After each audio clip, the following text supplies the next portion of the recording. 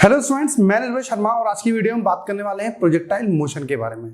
तो स्टार्ट करने से पहले हम जानते हैं कुछ प्रैक्टिकल एप्लीकेशंस, कहाँ प्रैक्टिकल लाइफ में, अपनी रियल लाइफ में आपने कहाँ उसको यूज देखा है और कहाँ आप यूज कर भी सकते हैं उसका। तो स्टार्ट करते हैं हम गेम से।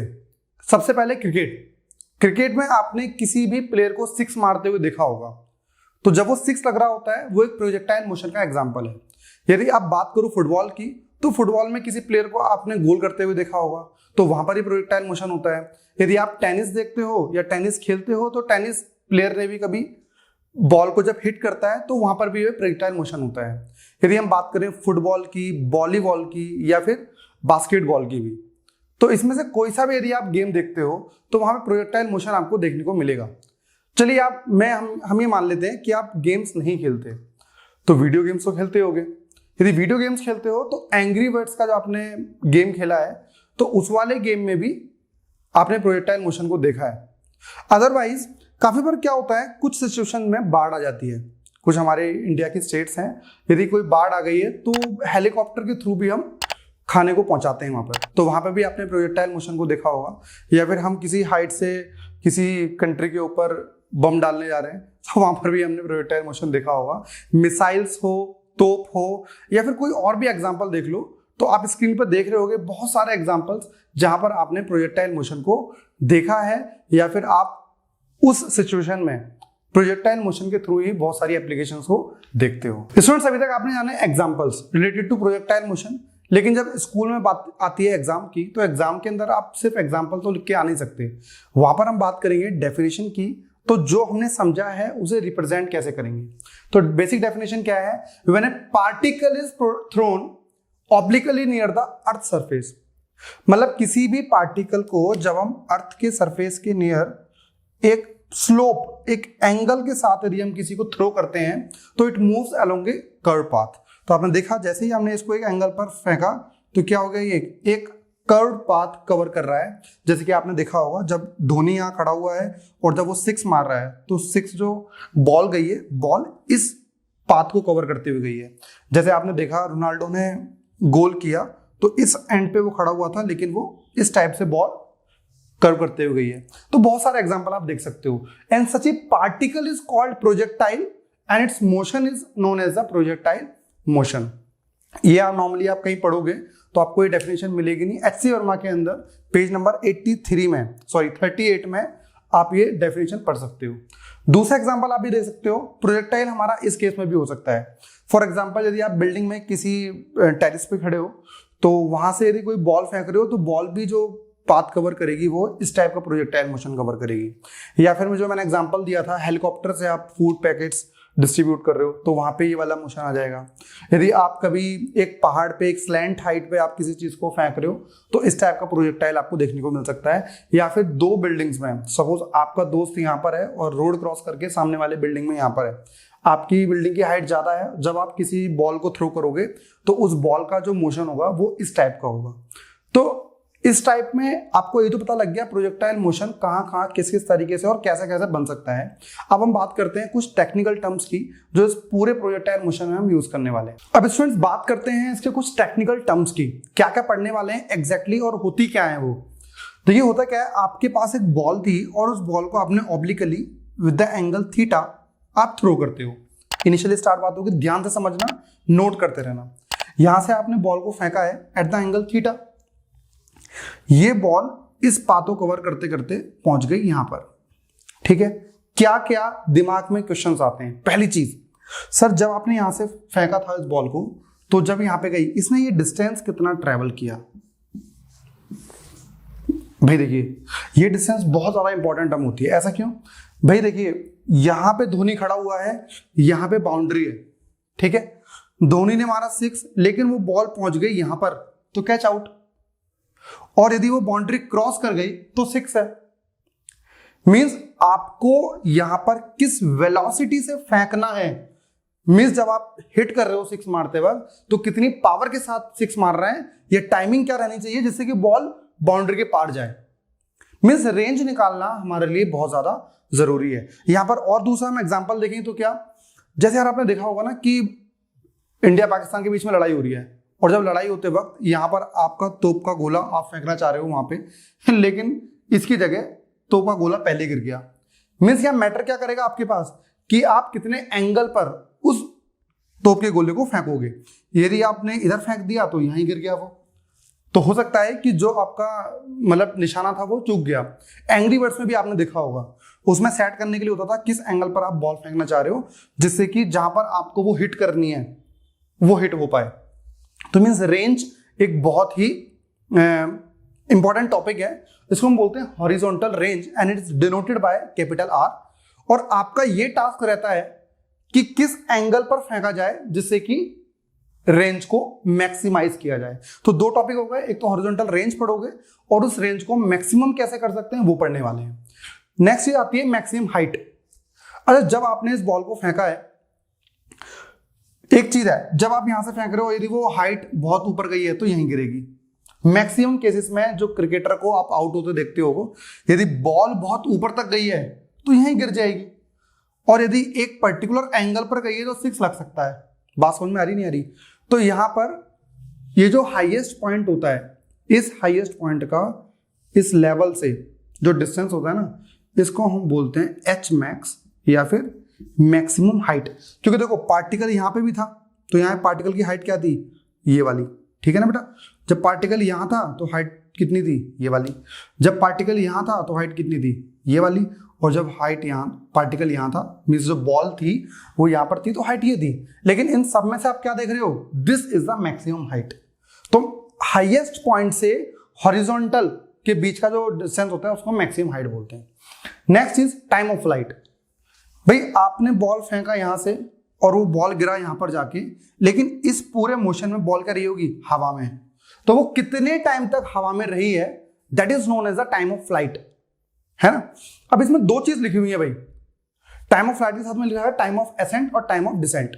तो time of accent means what, जब यहां से आपने बॉल को फेंका है और उस बॉल को मैक्सिमम हाइट तक पहुंचने में कितना टाइम लगा, जो भी टाइम लगा होगा that time is known as the time of flight, time of ascent, sorry.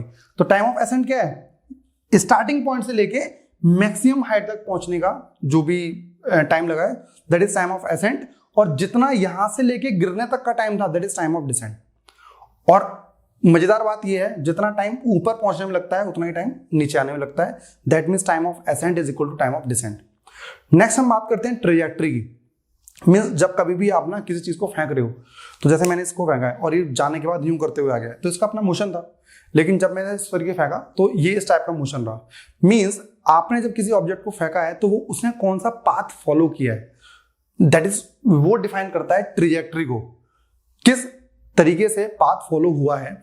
तो यहां पे आप देखते हो इस पाथ को हम क्या बोलते हैं ना, आपने क्लास 10th के अंदर एक इक्वेशन पढ़ी थी, ax² + bx + c, that is a polynomial equation पढ़ी थी जिसके आप मिडटर्म स्प्लिटिंग करना सीखते थे। ये मोशन, यही इक्वेशन होती है इसकी, और ये इक्वेशन होती थी पैराबोला की। तो जो इसका ट्रेजेक्ट्री होती है ना दैट इज पैराबोलिक। आप देखोगे किस तरीके से हम प्रूव करेंगे। नेक्स्ट इस बात आती है वेलोसिटी एट एनी इंस्टेंट। भाई यहां से तो मैंने जो बॉल फेंका था वो आपको पता है कितनी स्पीड से फेंका है, लेकिन यहां पर स्पीड कितनी हो गई है, यहां पर स्पीड कितनी हो गई है। तो फिर आपको हर पॉइंट पर स्पीड निकालने के लिए पूछा जा सकता है, या न्यूमेरिकल्स में आ भी सकता है। Next, position of particle at any time. Means आपसे बोलूं कि भाई आपने 5:01 पे और 30 सेकंड पे आपने इसे फेंका, तो 5:01 पे और 30 सेकंड पर आपने इसको फेंका। मैं आपसे बोलूं बेटा बताओ what is the position of particle at 5:01 second. Means 15 second में उस पार्टिकल ने कितना डिस्टेंस ट्रेवल करा है, and what is the position. Position means what, आप ये देखोगे कि इस पार्टिकल ने इतना तो ट्रेवल किया है एक्स कोऑर्डिनेट और इतना ट्रेवल किया है क्या, वाई कोऑर्डिनेट। तो ये एक्स और ये y, and that point is x, y. यदि आप एक्स और वाई की वैल्यू निकाल लो तो बड़े आराम से पोजीशन आप फाइंड कर सकते हो। तो ये टर्म्स पढ़ने वाले हैं हम इस पूरे टॉपिक के अंदर। और यही चीज आपके पास देखो, एक ये और ये, इनकी तो डेरिवेशंस आती हैं आपके पास। 5 नंबर का न्यूमेरिकल आ जाएगा, वो थ्योरेटिकल आ जाएगा। वैसे हालांकि इस बार तो एमसीक्यू है, लेकिन आपसे यदि एक रेगुलर बेसिस पे जो एग्जाम होते थे उसके अंदर ये थ्योरी आ जाती थी उससे पूछने के लिए। बाकी ये दोनों चीजें न्यूमेरिकल्स के लिए बहुत ज्यादा इंपॉर्टेंट है। तो बात करते हैं, शुरुआत करते हैं एक टॉपिक से। पहले समझते हैं ये मोशन एग्जैक्टली होता किस तरीके से। तो अब स्टूडेंट स्टार्ट करते हैं आप डेरिवेशंस को। तो इससे पहले मैं थोड़ी सी कुछ चीज समझाना चाहता हूँ बेसिक्स के लिए। अच्छा देखिए, जब आप किसी रोड पे कोई गाड़ी सपोज मूव कर रही होती है, ठीक है, तो उस टाइम पे वो सिर्फ एक मोशन कर रही है, यहां से इधर जा रही है, यहां से इधर जा रही है, यहां से इधर, इस टाइप से। इसको हम बोलते थे हॉरिजॉन्टल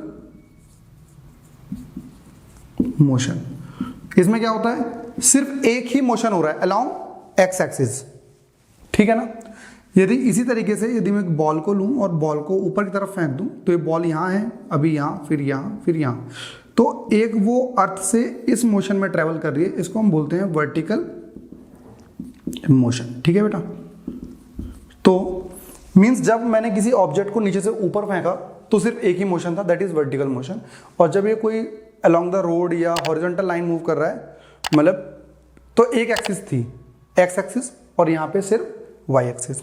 लेकिन इस वाले केस में हम क्या देख रहे हैं, आपके पास पहली चीज तो हम किसी भी पॉइंट पे जब हम उस पार्टिकल की वेलोसिटी की डायरेक्शन चेक करना चाहेंगे तो आप क्या कर दोगे, उस पॉइंट पे एक टेंजेंट पास करोगे।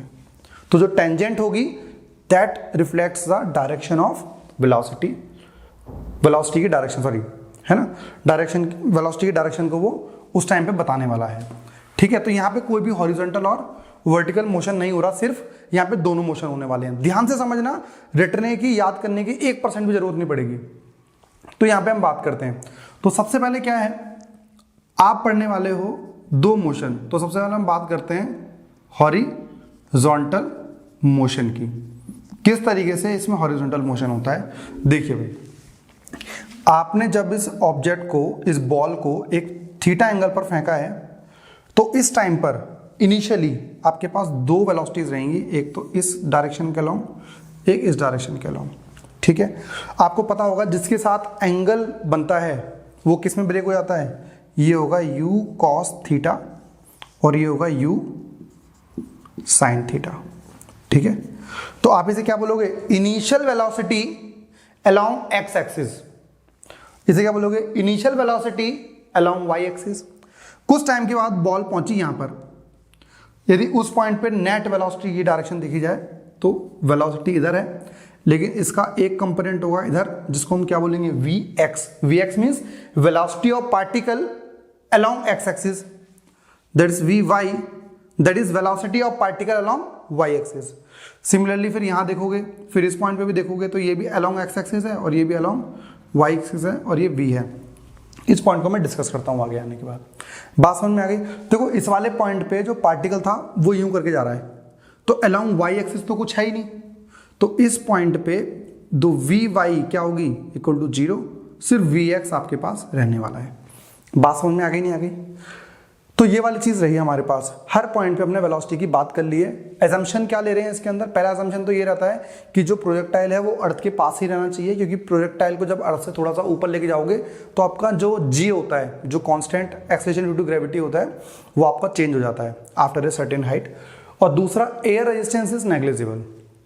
बात समझ में आ गई। अब हम बात करते हैं पहले इसके हॉरिजॉन्टल मोशन की। सबसे पहली चीज, आप इसमें क्या क्या चीज यूज करने वाले हैं, ux। ux stand for initial velocity along x axis, लिख लो इसको vx। vx means final velocity of particle along x axis. ax is the acceleration along x axis, लिखते रहो साथ साथ में इसे। और इसमें और क्या यूज करोगे आप, sx। sx का मतलब है कि पार्टिकल का displacement distance along x axis. बात समझ में आ गई। अच्छा ठीक है, तो एक छोटा सा डायग्राम बनाते हैं जहां पर हम चीज को समझते हैं। जैसे आपने इस चीज को यहां फेंका है और यहां पार्टिकल पहुंच चुका है, ठीक है भाई। तो इसकी वेलोसिटी होगी ऐसे, और यहां से जब फेंका था तो इसकी वेलोसिटी थीटा एंगल पर थी along x axis, u cos theta और यहाँ पे u sin थीटा, ठीक है बेटा। जब यहाँ पहुंच गया तो एक कंपोनेंट इधर रहेगा, दैट इज vx, और यहाँ रहेगा vy। अच्छा, इस ऑब्जेक्ट ने इतनी हाइट कवर करिए, इस हाइट को मान लेते हैं y, और इतना डिस्टेंस कवर करा है, इसको मान लेते हैं x। ठीक है बेटा, ये बेसिकली इस पार्टिकल का पोजीशन भी हो गया, वेलोसिटी भी आ गई। अब आपने जो यूज करी ना v is equal to u plus a t, s is equal to u t plus half a t square, है ना, और v square minus u square equal to 2a ऐसे, इन सबको देखते हैं हॉरिजॉन्टल मोशन में क्या क्या होने वाला है। तो सबसे पहले क्या हो गया, यू एक्स पता है बेटा आपको कितना है, यू कॉस थीटा, देखा ना यहाँ पे किसमें ब्रेक हो गया था, along x axis, you cos theta में। अच्छा सुनो, जब हम किसी ऑब्जेक्ट को प्रोजेक्टाइल मोशन में फेंकते हैं तो अर्थ जो होती है हमारी धरती माता जो है उसको अपनी तरफ खींच रही होती है, तो वर्टिकल डायरेक्शन में तो फोर्स लग रही है, कैसी, डाउनवर्ड, क्योंकि जो धरती है उसे अपनी तरफ खींच रही है।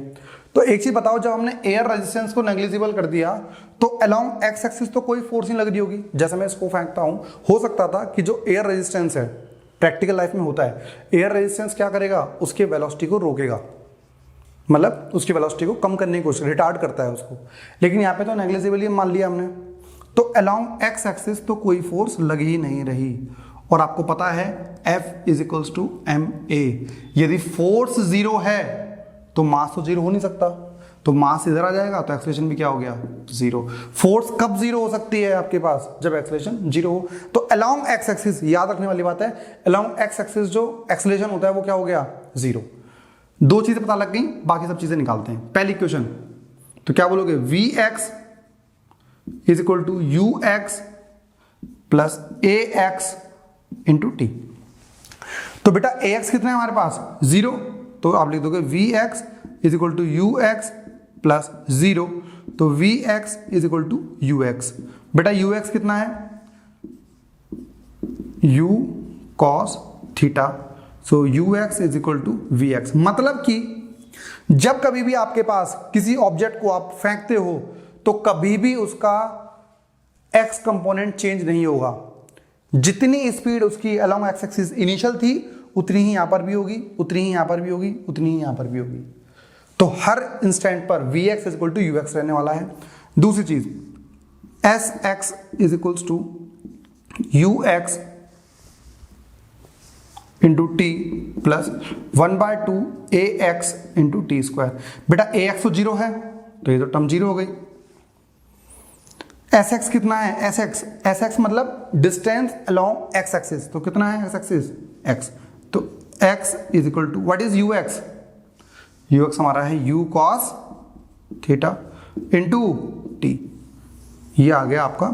जैसे कभी आपसे बोलता है बताइए एक ऑब्जेक्ट है जिसको मैं 20 मीटर पर सेकंड से फेंक रहा हूं, यू पता है, एट द एंगल 30 तो थीटा पता है। आपसे पूछता 2 सेकंड के बाद बताइए वो ऑब्जेक्ट कहां होगा, तो यू पता है, थीटा पता है, टाइम पता है 2 सेकंड के बाद, तो एक्स कितना आ जाएगा, कैलकुलेट कर लो, आपके पास आंसर आ जाएगा। बात समझ में आ गई नहीं आ गई, मैं एक क्वेश्चन करके दिखाऊंगा आपको इसके बाद। तो ये वाली चीज हमारी रही एस एक्स वाला फॉर्मूला और दूसरा वाला। यदि हम इसकी बात करें तो क्या लिख दोगे भाई, v x square minus u x square is equal to 2 a x into s x, तो ये तो जीरो है, इसे वहां ले जाओ तो v x equal to u x आ रहा है। तो हॉरिजॉन्टल मोशन में आपके पास सिर्फ 2 चीजें आ गई हैं जो आपको समझनी है और जो आपको आगे के लिए प्रैक्टिस करते करते याद भी करनी है। ठीक है बेटा, तो कौन कौन सी चीजें हैं, पहली चीज v x is equal to u x is equal to u cos theta, कभी भी चेंज नहीं होती। S x is equal to u x into t, बस। ठीक है, 2 चीजें आपके पास इंपॉर्टेंट है, इसको आप यूज करेंगे आगे। अब हम बात करें यदि वर्टिकल मोशन की, तो वर्टिकल मोशन की, तो वर्टिकल मोशन में क्या होता है बेटा, बॉल जब ऊपर जा रही है ना तो धरती उसे नीचे की तरफ खींच रही है ना, तो क्या क्या होगा, यू एक्स बताइए कितना होगा इसका, यू एक्स इसका होगा यू साइन थीटा। अच्छा मुझे सॉरी ए यू वाई, और मुझे ए वाई बताइए। देखो जब कोई भी चीज धरती के अगेंस्ट जाती है तो एक्सेलरेशन कितना आता है, माइनस जी मीटर पर सेकंड स्क्वायर। ठीक है बेटा, ये आपके पास आ गया, 2 चीजें यूज करते हैं। अब क्या होगा, v y is equals to u y plus a y into t. तो वी वाई हम निकाल रहे हैं किसी भी इंस्टेंट पे, यू वाई कितना है, यू साइन थीटा है भैया, माइनस जी है और टी है। Very important. यदि वो आपसे बोलता है कि बताओ इस पॉइंट पर वर्टिकल कंपोनेंट कितना है वेलोसिटी का, तो आप बोलोगे भैया मुझे क्या क्या बता दो, मुझे बता दो कितनी स्पीड से फेंकी गई थी, बता दी, कितने एंगल पर फेंकी गई थी, बता दी, कितने टाइम के बाद निकालनी है। तो देखो किसी भी टाइम के बाद आप यदि यू एक्स निकालोगे, सॉरी वी एक्स निकालोगे, वो तो यू साइन थीटा ही रहेगा, वी वाई यहां से निकाल सकते हो। बात समझ में आ गई? आ गई। तो किसी भी पॉइंट पर आप यहाँ पे वी एक्स निकाल सकते थे यहां से, और वी वाई निकाल सकते थे इस, तो किसी भी इंस्टेंट पे आप वेलोसिटी निकाल सकते हो। दूसरी चीज s y is equals to u y into t प्लस 1/2 a y into t square. तो एस वाई कितना है बेटा, ये आपने कितना मान रखा था, वाई माना हुआ था, is equals to u y कितना है, यू साइन थीटा है, कुछ टाइम के बाद की बात कर रहे हैं, और ये आपके पास क्या होने वाला है, माइनस 1/2 जी टी स्क्वायर होने वाला है। तो कभी भी यदि आपसे पूछा जाता है कि भैया बताओ कि कितने हाइट पर पहुंच गया है ऑब्जेक्ट, 2 सेकंड के बाद कितनी हाइट पर होगा, ये मतलब वाई कंपोनेंट निकालना है आपको। तो वाई कंपोनेंट कितना आ जाएगा, आपको बोलो कि भैया मुझे ये बता दो सिर्फ कितने एंगल पर फेंका गया है, कितनी स्पीड से फेंका गया है, और कितने टाइम के बाद आप निकालना चाह रहे हो। एक क्वेश्चन कराएंगे, सब चीज़ें समझ में आ जाएंगी इसमें। नेक्स्ट चीज, अब आपसे पता लग गया, दूसरी आपके पास v y square minus u y square is equals to 2 a y into जो हाइट है दैट इज वाई। इस तरीके से आप ये भी यूज, मतलब तीनों इक्वेशंस आप यूज कर सकते हो along x axis, along y axis, किसी भी तरीके से।